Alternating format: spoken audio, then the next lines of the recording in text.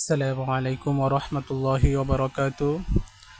আশা করি আপনারা সবাই ভালো আছেন।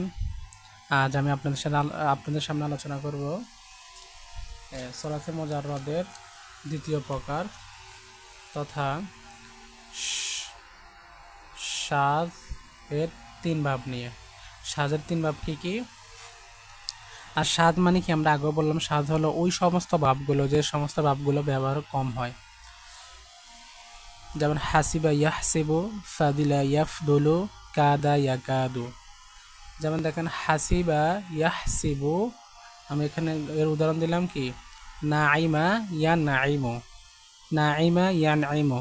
আইন কলমা যদি জের হয় মাজির, আবার মোজারও যদি আইন কলমা জের হয় তখন এটা হবে হাসিবা ইয়াহসিবুর বাব থেকে।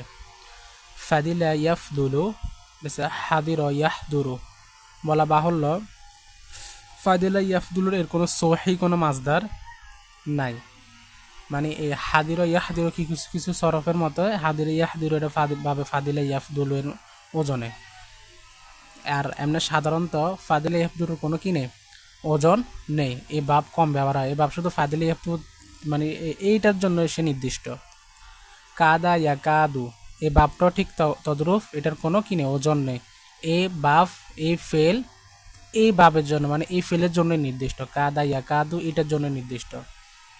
তাহলে দেখেন সাজ অর্থ যে সাজ অর্থ ওই ভাবগুলো যে ভাবগুলো কি হয়, কম ব্যবহৃত হয়। তা আমরা এখানে দেখতে পাচ্ছি যে আসলে ভাবগুলো কম ব্যবহৃত হচ্ছে। যেমন ফাদিলা ইয়াফদুলু, এই ভাবটা শুধু তার জন্য নির্দিষ্ট। কাদা ইয়াকাদু, এই ভাবটা শুধু তার জন্য নির্দিষ্ট। আর কিছু কিছু সরফদের মতে হাদিরা ইয়াহদুরু, এই ভাবটা ফাদিলা ইয়াফদুলের ওজনে। আর হাসিবে ইয়াহসিবু, নাইমা ইয়া নাইমু, এটার কিছু ভাব ব্যবহার ওজন রয়েছে। তো আমরা সেগুলো নিয়ে আলোচনা করব। যেমন দেখেন আমি আপনাদের সামনে নিয়ে আসলাম